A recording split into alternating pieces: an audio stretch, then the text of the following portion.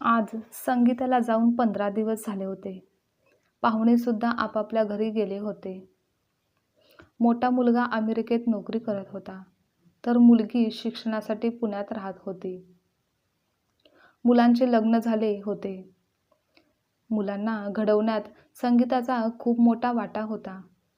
चांगले संस्कार, शिक्षण देण्यात ती कधीच कोठेच कमी पडली नाही. ती स्वतः नोकरी करत होती. तरी देखील घर, काम, मुलांच्या शिक्षणाकडे असो किंवा संसाराकडे असो, कधीच तिने दुर्लक्ष केले नाही. सर्व जबाबदाऱ्या अगदी छान पार पाडल्या. आयुष्यभर घरासाठी, सर्वांच्या सुखासाठी झटत राहिली. आणि आज मात्र सुखाचे दिवस आले होते. तेव्हा मात्र अशी अचानक आम्हाला सोडून गेली. याचे वाईट वाटत होते. 2 दिवसांनी दोन्ही मुले जाणार होती. त्यांची जाण्याची तयारी चालू होती. तेव्हा मुलगी सांगत होती की, बाबा तुम्ही देखील आमच्यासोबत या. येथे एकटे राहू नका. पण मी काही ऐकलं नाही. मी सांगितलं की नाही, मी येथेच राहीन. मला कुठेही जायचे नाही. असे बोलत मी रूममध्ये गेलो. खरं तर संगीताची खूप आठवण येत होती. आज लग्न झाल्यापासून पहिल्यांदाच तिच्याशिवाय असं आता एकटं राहायला लागणार होतं.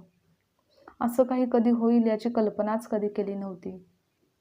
संगीता अशी अर्ध्यावर मला सोडून जाईल असं कधीच वाटलं नव्हतं. इतका वर्षांचा आमचा संसार अर्धवट सोडून ती निघून गेली. पण तिच्याशिवाय मी कसा जगणार हेच काही कळत नव्हतं. आमचे लग्न झाले तेव्हा 21 वर्षाची होती. पण तिच्यातील समजूतदारपणा, सर्वांशीच मिळून मिसळून राहण्याची तिची सवय कमालीची होती. आमच्या जोडीकडे सर्वच आदर्श जोडी म्हणून पाहायचे. फारच कमी वेळा आम्ही एकमेकांच्या सोबत भांडलो असेल. खरं तर मीच कधी कधी भांडायचो, पण ती मात्र कायम संयम ठेवून राहायची, वागायची. कधीच आजवर उलटसुलट काहीच बोलली नाही. लग्नाच्या काहीच महिन्यानंतर तिने नोकरीवर जाण्यास सुरुवात केली. घरची व कामाची जबाबदारी संपूर्णपणे अगदी उत्तमरित्या पार पाडली. आज मनाच्या एका कोपऱ्यात पोकळी निर्माण झाली आहे. आज खूप रडावंसं वाटतं. मन अस्वस्थ झालं आहे. रात्री कपडे बदलण्यासाठी मी कपाट उघडलं. आता स्वतःलाच सर्व काही घ्यायचं होतं. कारण आता ती नाही ना, सर्व हातात देण्यासाठी. म्हणून मी कपाटातून कपडे घेण्यासाठी इकडे तिकडे कपडे शोधू लागलो. कोठे काय ठेवलं आहे हे काहीच कळत नव्हतं. कारण कपाटामध्ये कधीच मी डोकावलेलंच नव्हतं. मी कपडे शोधू लागलो. तेव्हा एका तळाशी एक डायरी मला सापडली. ती पाहून आश्चर्य वाटलं की कोणाची असेल ही डायरी. म्हणून मी डायरीचे पहिले पान उघडले. त्यावर दिनांक. मला पाहण्यास आलं. पाहण्याचा कार्यक्रम माझ्या मावशीच्या घरीच झाला. मुलगा चांगल्या ठिकाणी कामाला आहे. सर्व चांगलं आहे असं मावशी सांगत होती. सर्वांची पसंती होती. म्हणून मी सुद्धा लग्नास तयार झाले. माझी इच्छा, पसंती सर्वांनीच गृहीत धरली आणि लग्नाची तारीख नक्की झाली. लग्न करून मी सासरी आले.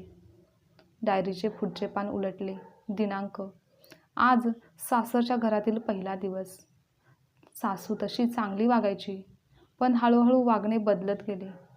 सासूने कधी काही अपमानास्पद बोलले नाही, पण तिच्या नजरेत सून म्हणजे घरातील काम करण्याची जबाबदारी तिचीच आहे. आणि नवरा, तो तर पहिल्या दिवशीच माझ्यावर रागावला. जेवण करताना हाताला भाजलं तेव्हा जाऊबाई बोलल्या की तिला मलम आणून द्या. पण ते बोलले की लक्ष देऊन काम करता येत नाही का, आणि मलम कशाला, होईल बरं. मला मात्र त्यांचे बोलणे ऐकून खूप वाईट वाटले. मी काहीच बोलले नाही. काही वेळानंतर त्यांनी मलम आणून दिला, पण जखमेवर मीठ तर आधीच लागलं होतं. त्यामुळे मलमाचा काहीच उपयोग नव्हता. पुढचे पान. दिनांक. आज मला कळालं की मी आई होणार आहे.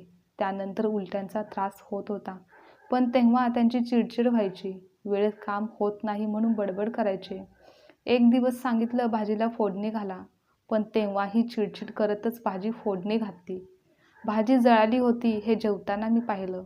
तेव्हा ठरवलं आता यापुढे काही काम सांगायचे नाही.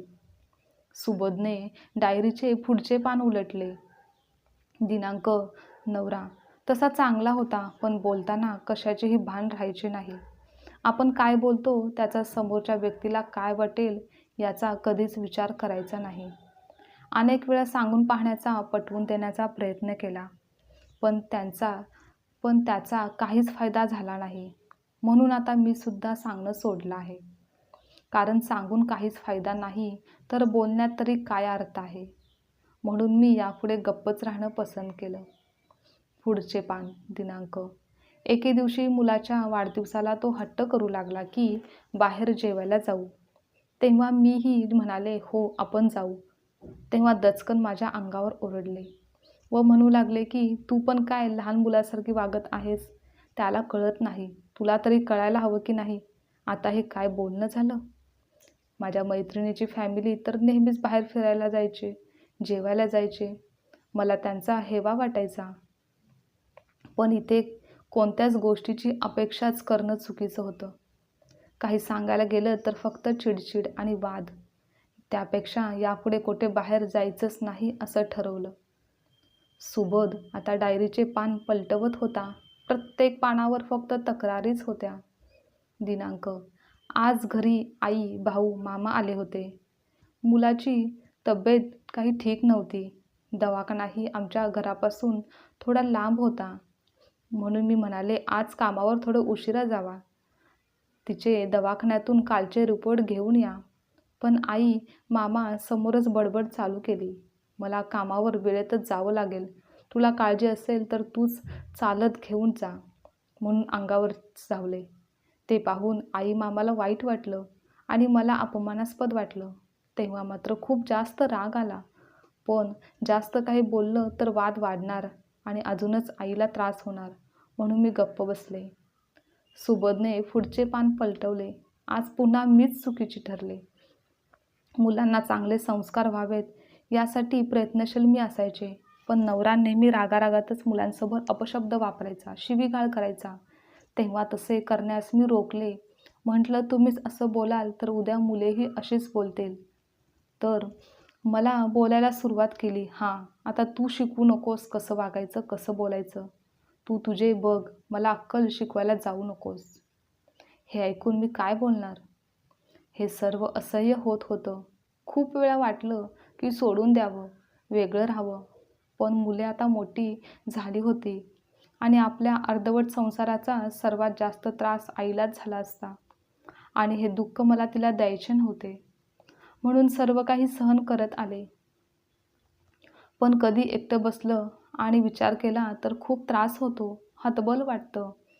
पण पुन्हा एक दीर्घ श्वास घेऊन पुढच्या कामाला सुरुवात करते.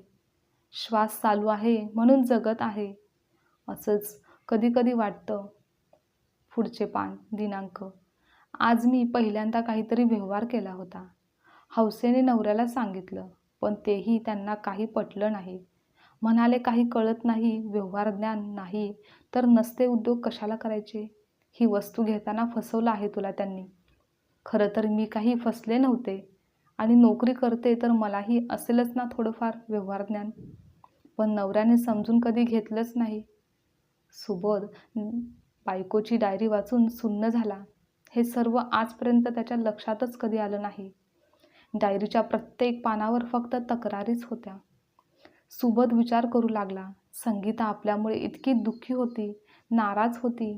तिच्या मनात इतकी कटुता होती. तरी देखील इतके वर्ष आत्तापर्यंत ती फक्त वरूनच चांगली वागायची, बोलायची. सुबोध डायरीचे शेवटचे पान उघडतो. आता त्यातही काहीतरी तक्रारच असेल याच भावनेने तो वाचत असतो. दिनांक. गेल्या काही दिवसापासून खूप तब्येत थोडी ठीक वाटत नव्हती. पण आज जरा जास्तच अस्वस्थ वाटत आहे. डाव्या बाजूला सकाळपासूनच दुखत आहे. पण दवाखान्यात जाऊ असं त्यांना सांगितलं तर पुन्हा बडबड करणार. त्यापेक्षा माझीच मी घरातील कामे झाल्यावर जाऊन येईन. आज दवाखान्यात जाऊन आले. डॉक्टरांनी काही तपासण्या केल्या, चेक केलं तर समजलं की सौम्य अटॅक येऊन गेला आहे.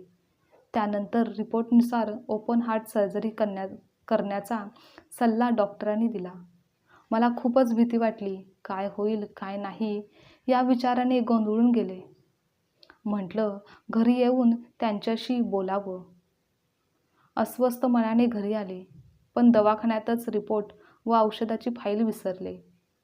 हे घरी आल्यावर लक्षात आलं. म्हणून त्यांना सांगितलं की जरा जाऊन तेवढे रिपोर्ट आणि येताना औषधं ही घेऊन याल का?